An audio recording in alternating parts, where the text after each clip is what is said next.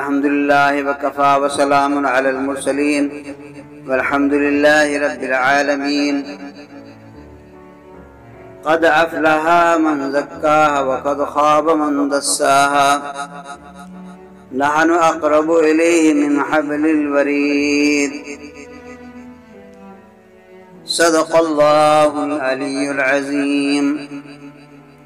میرے واجب الاحترام بھائی دوستو، اللہ تعالیٰ کی ذات انسان کے ساتھ اس قدر قریب ہے کہ اللہ فرماتے ہیں کہ نحن اقرب الیہ من حبل الورید، میں تمہاری شارک سے بھی زیادہ قریب، انتہائی قریب ہوں تمہارے، تم سوچ نہیں سکتے جتنا میں تمہارے قریب ہوں۔ تمہارے اندر خیال جو پیدا ہوتا ہے اس کو بھی میں جانتا ہوں، کیونکہ میں انتہائی قریب ہوں۔ اللہ تعالیٰ فرماتے ہیں کہ میں چھپا ہوا خزانہ تھا، میں نے چاہا کہ میں پہچانا جاؤں تو میں نے یہ مخلوق پیدا کی۔ حدیث قدسی میں یہ واضح ہے کہ میں چھپا ہوا خزانہ تھا، میں نے چاہا کہ میں پہچانا جاؤں تو میں نے یہ مخلوق پیدا کی۔ تو معلوم یہ ہوا کہ اللہ تعالیٰ کی ذات سے جو تعلق ہے ہمارا بڑا گہرا تعلق ہے۔ تو اللہ تعالیٰ اپنی پہچان اور معرفت کے لیے اللہ تعالیٰ نے ہمیں پیدا فرمایا، اور اللہ تعالیٰ کی بندگی عبادت جب تک ہم صحیح معنوں میں نہیں کر پائیں گے تو اللہ تعالیٰ کو پہچان نہیں سکتے۔ اللہ تعالیٰ کو پہچاننے کے لیے پہلے نبی علیہ السلام ہمارے پیارے نبی صلی اللہ علیہ وسلم کے فرمانوں پر عمل کرنا پڑے گا، آپ کی ہر سنت پر عمل کرنا پڑے گا، ہر فرمان پر دل و جان سے، جیسے صحابہ کرام نے دل و جان سے عمل کیا، ہر آیت جو بھی آیت اترتی فوراً عمل ہوتا۔ آپ صلی اللہ علیہ وسلم کی زبان مبارک سے جو بھی الفاظ ادا ہوتے فوراً اس پہ عمل ہوتا۔ تو جب تک کہ ہماری یہ حالت نہیں ہوگی کہ ہم نبی علیہ السلام کے ہر فرمان اور ہر سنت پر عمل کرنے والے نہ ہوں، اس وقت تک صحیح معنوں میں بندگی ہماری نہیں ہو سکتی۔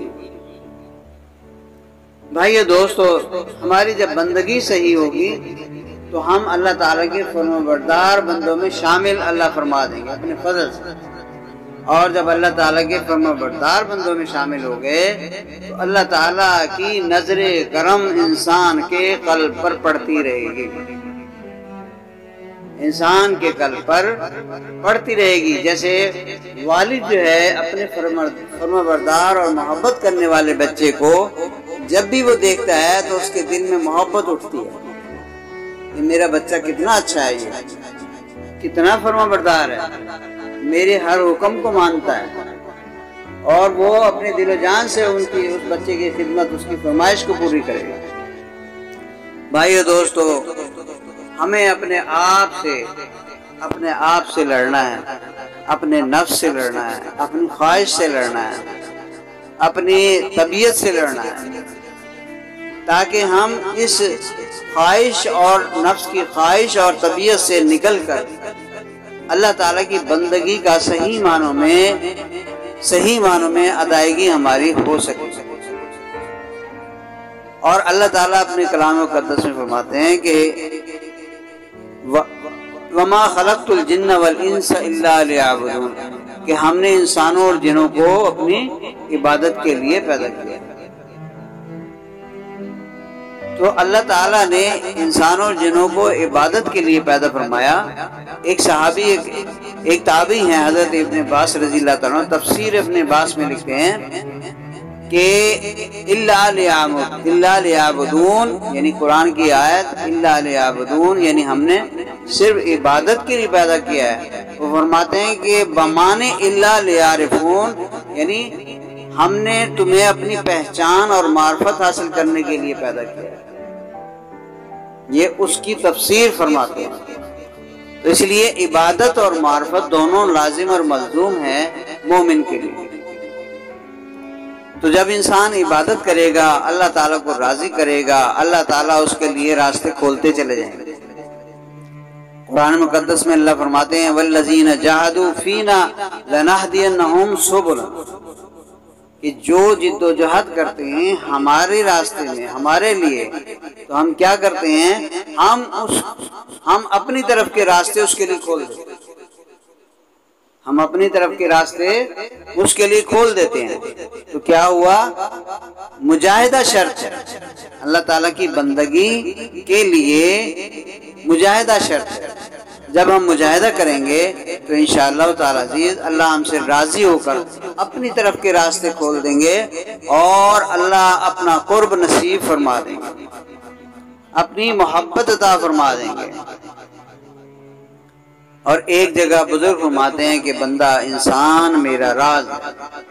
انسان میرا راز ہے۔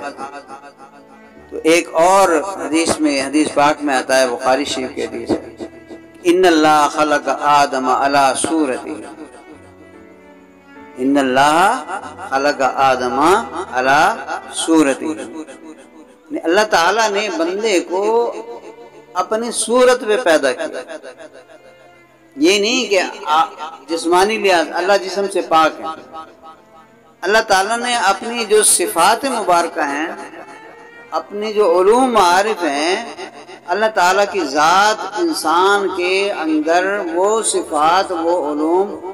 اس کی جو ہے اللہ تعالیٰ نے صفات کا ایک ظلال پیدا فرمایا، یعنی اس کے اندر ایک عکس ڈال دیا، ایک اپنا صفات ذات و صفات کا عکس جو ہے نا اللہ تعالیٰ نے، جیسے انسان کی روح ہے، وہ اللہ فرماتے ہیں قرآن مقدس میں کہ وَنُفِخَ فِي رُوحِهِ، کہ ہم نے اپنی روح اس بندے کے اندر ڈالی، ہم نے اپنی روح اس بندے کے اندر ڈالی۔ تو روح کیا ہے، روح اللہ کا امر ہے، اور قرآن مقدس میں اللہ فرماتے ہیں کہ میرے نور کی مثال ایسے ہے کہ جیسے ایک تاکچہ ہو، اس میں چراغ رکھا ہو، اور اس میں تیل زیتون کا ایسا تیز کہ بس اب جلے تو اب جلے۔ زیتون کے تیل میں یہ صفت ہے کہ بہت گرم ہوتا ہے، اور ذرا سی بھی سیک لگنے سے فوراً اس کی روشنی ہو جاتی ہے۔ تو ایک تاکچہ ہو، اس میں چراغ ہو، اس چراغ میں زیتون وہ تیل ہو، یعنی میرے نور کی مثال ایسی ہے کہ وہ جب وہ تیل جلے گا اس سے روشنی پیدا ہوگی۔ اسی طرح سے اللہ نے انسان، مفسرین بزرگان اللہ والوں نے اس کی تفسیر بیان فرمائی ہے کہ انسان کا جو ڈھانچہ ہے، سینہ ہے، پسلیاں ہیں، یہ بھی ایک تاکچے کی مانند ہے، اور انسان کا قلب جو ہے یہ چراغ کی مانند ہے، اور اس کے اندر جو نور ہے یہ وہ نور ہے جو انسان جو چراغ کے اندر روشنی سے یعنی جلتا ہے تیل، اس سے وہ نور پیدا ہوتا ہے۔ تو وہ نور جو ہے انسان کے قلب کے اندر اللہ تعالیٰ پیدا فرماتے ہیں، یہ مثال اللہ نے بنائی۔ تو میرے بھائیو دوستو، اللہ تعالیٰ نے انسان کے اندر اپنے انوارات اور تجلیات کا پرتو ڈالا ہوا ہے، اپنا قرب عطا فرمایا ہوا ہے۔ انسان بہت اہم ہے، لیکن اپنے آپ کو پہچان نہیں رہا، اپنے آپ کو جان نہیں رہا۔ حدیث میں آتا ہے، بزرگ فرماتے ہیں کہ من عرف نفسہ فقد عرف ربہ، جس نے اپنے آپ کو پہچان لیا اس نے اپنے رب کو پہچان لیا۔ ہم اپنی طرف توجہ ہی نہیں دے رہے کہ ہم کون ہیں، کہاں سے آئے ہیں، کیا کرنا ہے، ہم کر کے آ رہے ہیں، اپنی زندگی ہماری کیسی گزر رہی ہے، اس بات پہ ہم سوچ ہی نہیں رہے۔ جب ہم نہیں سوچیں گے تو پھر اپنے آپ کو نہیں پہچان پائیں گے، جب اپنے آپ کو نہیں پہچان پائیں گے تو اپنے رب کو کیسے پہچانیں گے؟ تو میرے بھائیو دوستو، اللہ تعالیٰ کی ذات بہت بڑی عظمت اور شانوں والی ذات ہے، اور اللہ تعالیٰ نے اس انسان کا، اس بندے کا تعلق اپنی ذات کے ساتھ بڑا خاص رکھا۔ اسی لیے اللہ تعالیٰ نے جنت بنائی، جنت جہاں بے شمار نعمتیں ہیں۔ اس بندے سے اتنی محبت ہے تو اللہ تعالیٰ نے جنت بنائی۔ اب جانوروں کے لیے تو جنت نہیں ہے، انسانوں کے لیے ہے۔ حالانکہ انسان بھی جانوروں کی طرح کھاتا ہے، سوتا بھی ہے، اور جانوروں کے جیسے بچے ہوتے ہیں ایسے انسانوں کے بھی بچے ہیں، اس کے اندر بھی خواہش ہے، لیکن وہ ان جانوروں سے الگ ہے، ممتاز ہے، کہ وہ اللہ کا بندہ ہے۔ اللہ تعالیٰ نے اسے اپنے ہاتھوں سے پیدا فرمایا، اور اپنے ہاتھوں سے اللہ تعالیٰ نے پیدا فرمایا، اور پیدا فرمانے سے پہلے، یعنی اس میں روح ڈالنے سے پہلے سالوں تک اللہ تعالیٰ نے اس انسان کے، حضرت آدم علیہ السلام کے جسم مبارک کو محبت سے دیکھتے تھے، اس ڈھانچے کو محبت سے دیکھتے تھے روزانہ، اور اس کے اندر کتنے علوم معارف رکھے یہ میرے اللہ ہی بہتر جانتا ہے۔ انسان کے اندر بہت سارے روحانی مقامات ہیں، سینے میں بھی مقامات ہیں، 5 لطیفہ قلب، لطیفہ روح، لطیفہ سر، لطیفہ خفی، لطیفہ اخفا۔ یہ وہ روحانی مراکز ہیں سینے کے اندر، جس کی وجہ سے اللہ تعالیٰ کی ذات سے تعلق انسان کا جڑتا ہے، اور اللہ والے بزرگان انہی لطائف جو انسان کے سینے میں ہیں، ان کا تعلق اللہ تعالیٰ کی ذات سے جوڑنے کے لیے ہی محنت کراتے ہیں، اللہ کا ذکر کراتے ہیں۔ اور اللہ تعالیٰ نے حدیث پاک میں آتا ہے، بخاری شریف کی ہے، کہ جب انسان مومنین، ابن ماجہ میں بھی ہے کہ جب مومنین اکٹھے ہوتے ہیں، اللہ کی محبت میں ایک جگہ جمع ہوتے ہیں، آپس میں محبت اللہ کے لیے ہوتی ہے، اور اللہ کے ذکر کے لیے دور و قریب سے آتے ہیں، مفہوم میں عرض کر رہا ہوں، تو اللہ تعالیٰ ان بندوں سے اتنے راضی ہوتے ہیں کہ کل قیامت کے روز عرش عظیم پر جب کرسیوں کی ترتیب ہوگی تو انبیاء کے پیچھے ان کے نور کے ممبر اور نور کی کرسیاں رکھی ہوں گی، کہ یہ لوگ آپس میں اللہ کے لیے محبت رکھتے تھے اور انہی کے لیے جمع ہوتے تھے، اور میرا ذکر کرتے تھے، دور و قریب سے آتے تھے اور ذکر کرتے تھے، مجھے یاد کرتے تھے، آپس میں بیٹھ کر میرا تذکرہ کرتے تھے، میری محبت جو ہے نا ایک دوسرے کو یاد دلاتے تھے کہ ہمارا مالک ہے، ہمارا خالق ہے، ہمیں اس سے محبت کرنی چاہیے، ہمیں اس کا ذکر اور اس کی عبادت بندگی کرنی چاہیے، ایک دوسرے کو شوق دلاتے ہیں۔ اس سے بڑی مجلس نہیں ہوتی کوئی جس میں کہ اللہ کا ذکر ہو، اللہ کی محبت کا بیان ہو، اللہ کی یاد ہو، اللہ کے رسول کے فرمانوں کی بات ہو، اس سے اچھی مجلس نہیں ہوتی۔ اللہ قرآن مقدس میں فرماتے ہیں من احسن قولا ممن دعا الی اللہ، کہ اس سے اچھی کس کی بات ہو سکتی ہے جو اللہ کے بندوں کو اللہ کی طرف بلاتا ہے، اس سے اچھی بات کسی کی نہیں ہو سکتی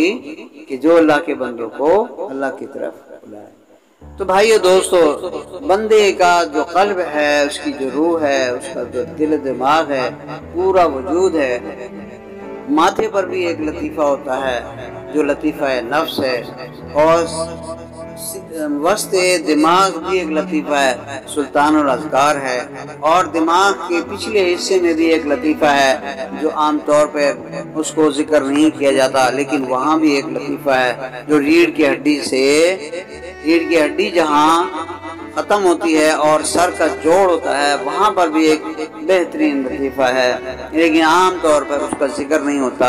اسی طرح سے ریڑھ کی ہڈی کے نیچے بالکل اینڈ میں ایک لطیفہ ہے، اس کا بھی وہ روحانی مرکز ہے، وہ بھی اس کا بھی ذکر نہیں ہوتا۔ میرے بھائیو، پورا وجود میرے اللہ، میرے بھائیو دوستو، یہ تمام جسم انسان کا اللہ تعالیٰ کے عجائبات سے بھرا ہوا ہے۔ آنکھوں کے اندر بھی اللہ تعالیٰ نے نور رکھا ہے، اور نور کو جذب کرنے کی صلاحیت رکھی ہے۔ آنکھوں کے اندر جو نور ہے وہ بھی انسان کے ایمان کی کیفیت کو ظاہر کرتا رہتا ہے۔ اگر انسان کے اندر نورانیت، اس کے قلب میں، روح میں، باطن میں نورانیت ہے تو انسان کی آنکھوں سے بھی نورانیت ٹپکتی ہے، اور وہ نور خود بتاتا ہے کہ میں